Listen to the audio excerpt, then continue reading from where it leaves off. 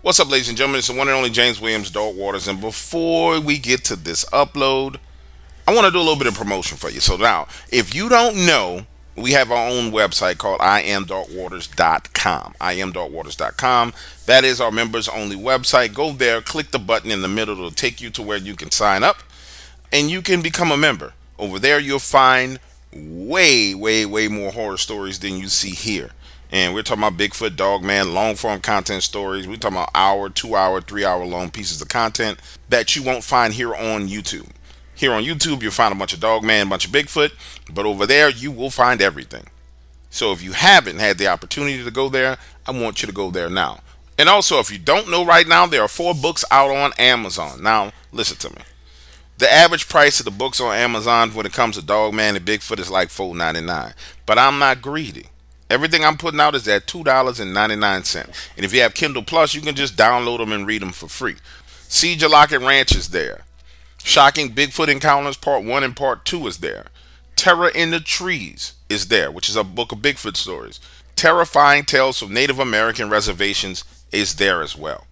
I guess the point I'm trying to make here is this. I'm busting my behind to make sure that you have access to as much content as you like. And I'm doing it at a very affordable price. Now, if you don't believe me, ask the members of the website who've been members for a long time. They got a price guarantee at $3.99 and a price guarantee at $4.99. Your price is guaranteed to be low when you're with me. And even as I move forward, people will quickly come to understand that everything that I do, I keep you in the forefront of my mind. With that being said, enjoy the upload.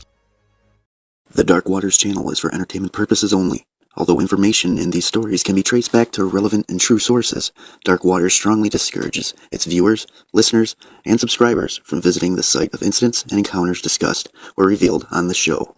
In other words, we will not be held responsible if you are attacked by a dogman, molested by a Bigfoot, bitten by vampires, chased by chupacabras, abducted by aliens, accosted by the Men in Black, investigated or arrested by the local law enforcement, CIA, FBI, NSA, EPA, BLM, or another alphabet group, whether on U.S. soil or abroad. Thank you for tuning in, and enjoy the show. America is home to a centuries-old legend. A hominid creature, known by many names: Sasquatch, Yeti, the Woodsman, and the most popular name of all, Bigfoot. Tonight, on the Dark Waters channel, we travel into the world of Bigfoot and attempt to pull off a historic collaboration where Bigfoot truth seekers combine forces to share stories and encounters from around the world. Tonight, we proudly present the Bigfoot Bonanza. I've worked forest fire mitigation and emergency management for the past 30 years. The incident I'm sharing with you has never been told to anyone except my wife, as I didn't want to run the risk of losing my contracts with the state of California. The average person knows very little about how fire works. Once a wildfire starts, it takes on a life and personality of its own. Some fires just creep along and smolder. These can be easily escaped as long as you stay ahead of them. Other wildfires with massive amounts of surface fuel and tree canopy grow into what I like to call flowing dragons. These fires move extremely fast, covering thousands of acres in a day. These dragons move so fast that the heat reaches such extremes that roadways are melted, often blocking any escape route available. This is the situation I found myself in when I had my life-changing encounter with Bigfoot. My crew was digging a control line ahead of one of the largest wildfires in the history of the state. Crew and I were out working, running bulldozers, trying to remove as much of the ground foliage as possible as a means of slowing down the fire. All morning, the winds were working in our favor, and the fire was over 1,500 acres away from us. Things had been going well until a call came in over the radio that the weather prediction was for the winds to shift south by southwest, and with gusts of 45 miles per hour. This meant that the fire would close in on us fast, and we needed to get all of our equipment out of the area. With 25 men and 10 bulldozers spread out over a 5-mile stretch of woods, this was going to be a hell of a task. I radioed my foreman, letting him know that danger was imminent, and we needed to start the evacuation procedures. Soon the word spread. Men were loading dozers on the beds of trucks near the highway. As I started to do the head count, I discovered that we were down a man. Asking around, he was last seen 2 miles back, headed into the trees to relieve himself. By now, you could see smoke from the fire in the distance, which was a sign that we were way too close. So I told the rest of the boys to ride out while I went back in my pickup truck to look for him. Imagine driving along in an area that had been cleared the size of 2 football fields wide, with trees on both sides. Smoke slowly rolling in above the trees, blocking out the sun. That is what it looked like by the time I got my boys on the road and was headed back to look for the other crew member. I had rode no more than 3.5 miles when a call came over the radio that they found him. By now, you could smell smoke in the cabin of my truck.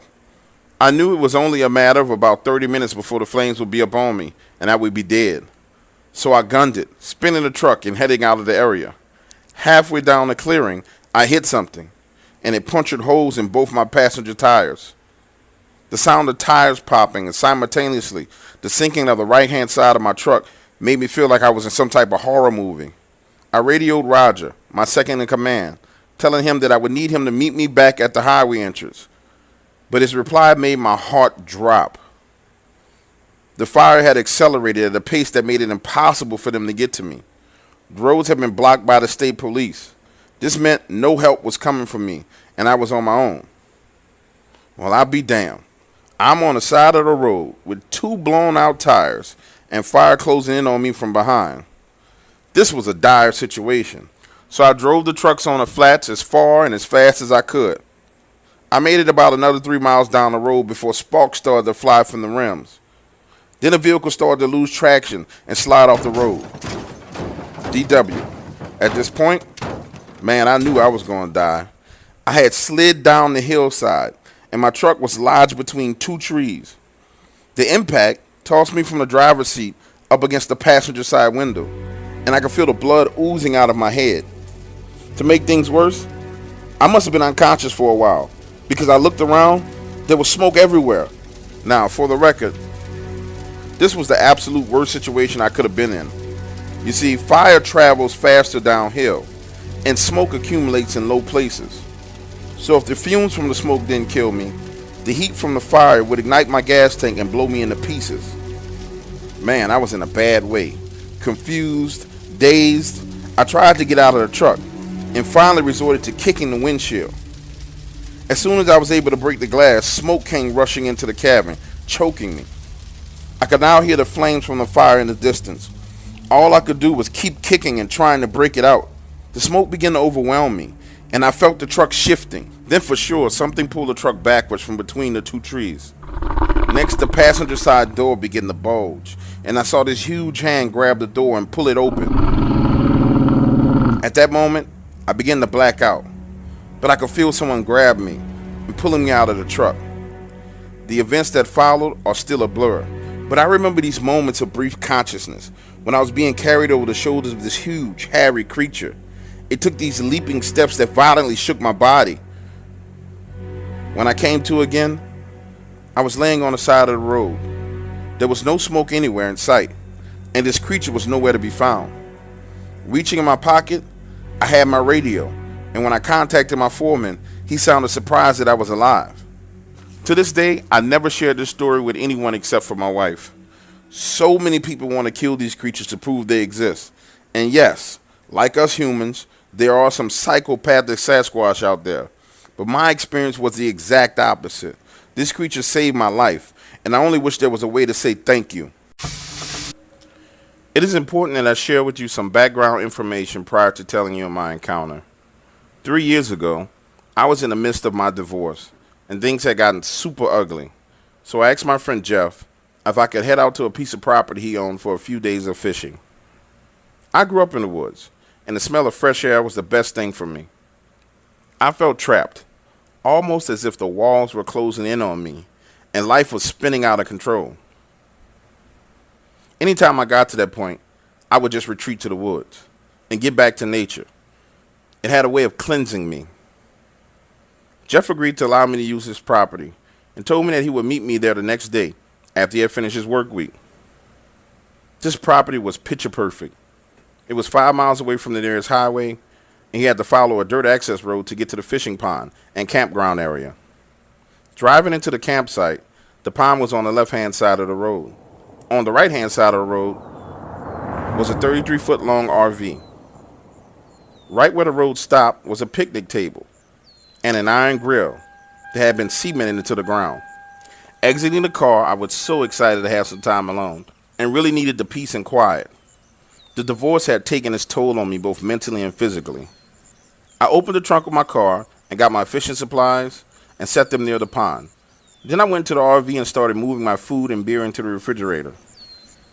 I had only a few tasks before I could get to fishing, and that was to get the generator running and the propane hooked up. So I called Jeff and asked him to walk me through the process. Now, I've known Jeff for the past 15 years, and he has a rather playful personality. So at times it's hard to tell when he's being serious.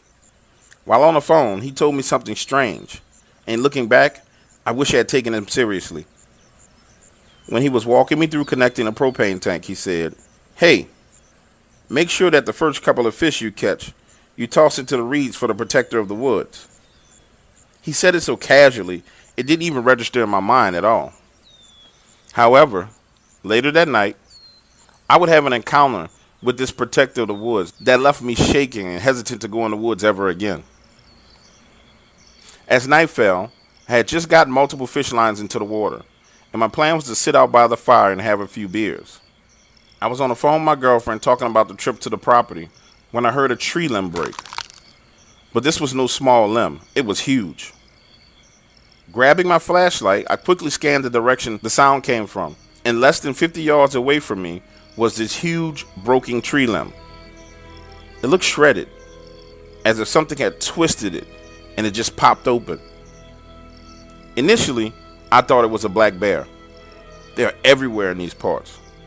But when I realized the limb was 11 to 12 feet in the air, it just left me confused. After that breaking noise, I began to get this weird vibe.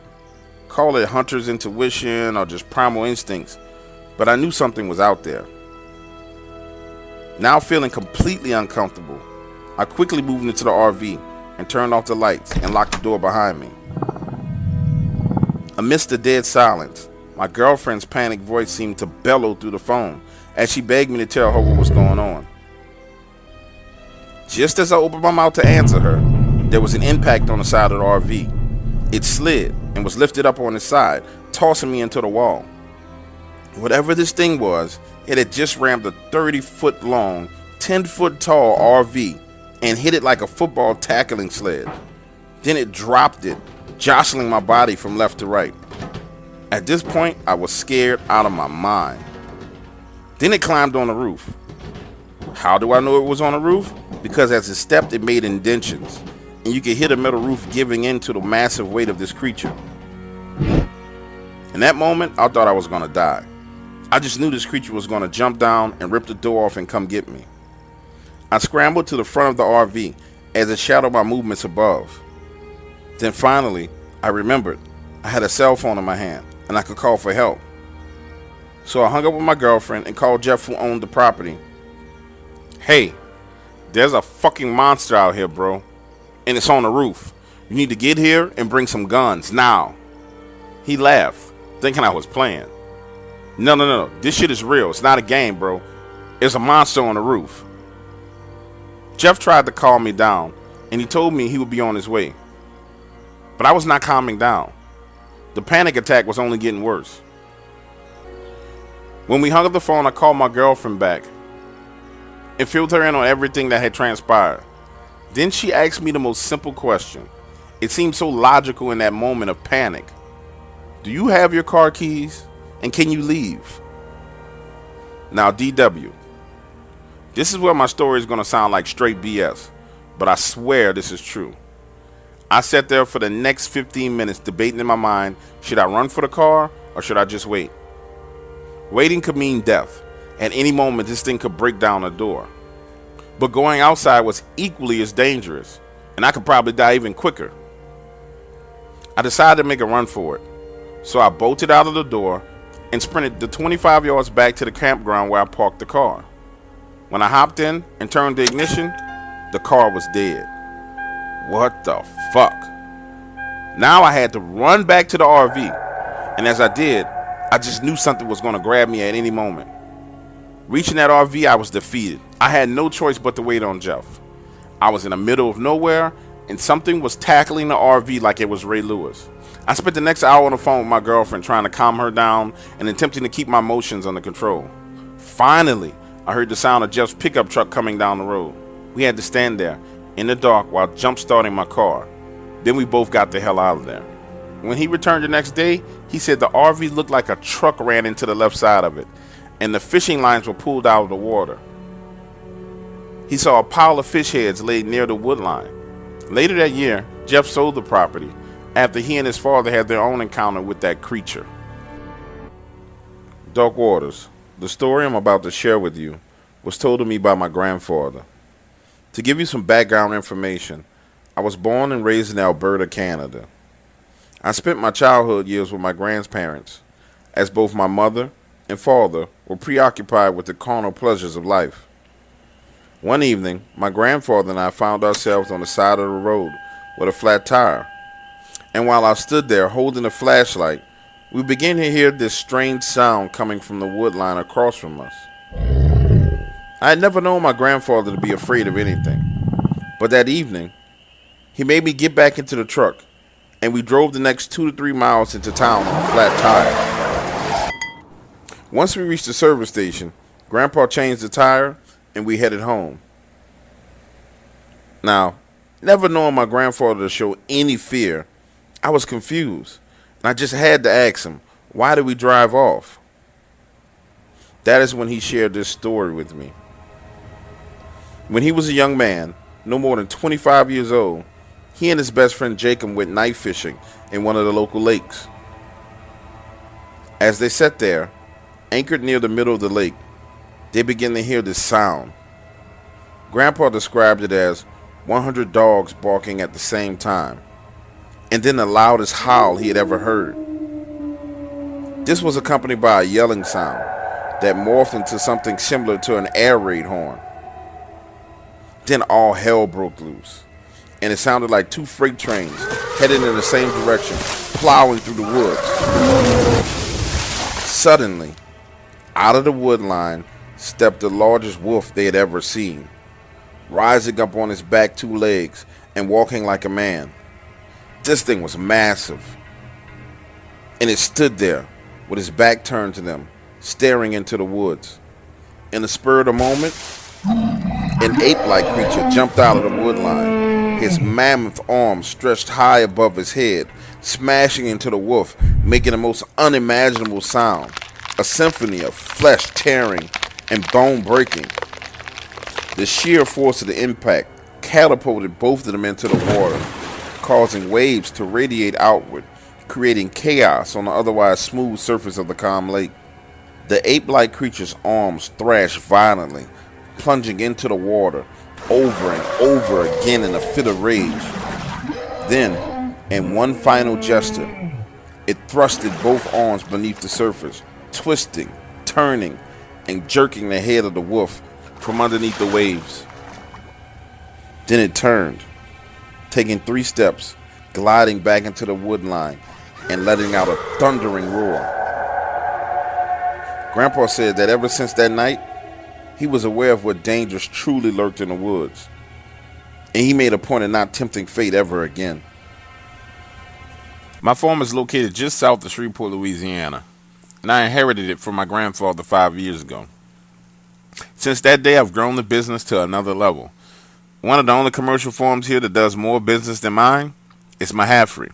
And Mahaffrey is one of the powerhouses of Louisiana's farm-to-food industry. Here on my farm, I grow everything: pasture-raised chickens, pork, beef, vegetables. I employ 32 people and have over $4 million worth of equipment here. Needless to say, I was very nervous when all this activity began to happen. It started about 3 months ago when Jordan, my guy who manages everything to do with poultry, came into the house. He had this weird look on his face. Jordan is responsible for making sure everything goes well with my chickens, that the eggs are collected on time, that they get out and get exercise. He told me that as he let the chickens out for the day, he was walking around the fence line and noticed something strange. He said that he saw these tracks that looked canine, and that the tracks circled the perimeter of the fence, and then led back into the woods.